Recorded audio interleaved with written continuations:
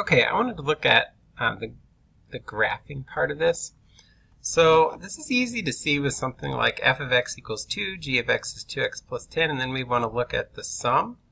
So if you just look at the red one, that's 2. If you just look at the blue one, that's our 2x plus 10, and then all that happens when we add them together is you just end up adding 2 to every single coordinate.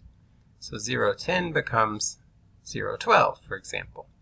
It's a little harder to see when you change this function to something like x squared, but that same thing is happening, right? 0, 0 from the red one, 0, 10 on the blue one gives me, 0, 10 on the blue one, then gives me 0, 10 on the green one, right? And if I came over here, the red function value at 1 is about 1, and the blue function's value at 1 is 12, and the green function's value at 1 is 13, right? You just add those together. So that's what that graph ends up looking like.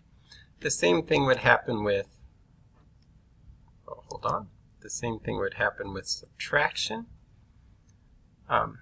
We end up just subtracting the blue line from the red parabola, and we end up with the green parabola down here. So it's just moved down and a little to the right. Things like multiplying and dividing are going to look really weird. So if we multiply, it still works point-wise, and you could totally see that if you looked at a table of values for each one of these. Let me see if I can get to a table of values for this one. There we go. You can see we are multiplying 4 times 6 is 24, and 1 times 8 is 8, and 0 times 10 is 0, and 1 times 12 is 12, and 4 times 14 is 56. But actually understanding that from the pictures is a little hard. I think it makes a little sense because, see, this line goes negative. That's what flips this over. Where the line hits 0, this thing hits 0. Where this is positive, where they're both positive, it blows up positive. So that's why you get the green graph looking like it does. Division might be even weirder.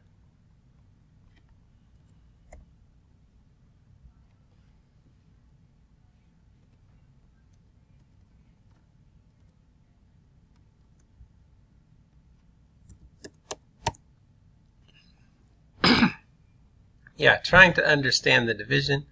Again, it works point-wise, but why the heck does the division look like it does? You know, that's a little hard to figure out from here. You could figure it out with the formulas and such, but anyway, I just thought the graphical picture of what's going on with some of these, especially the sum and the difference, would just make a little bit of sense and add to your understanding of what's going on.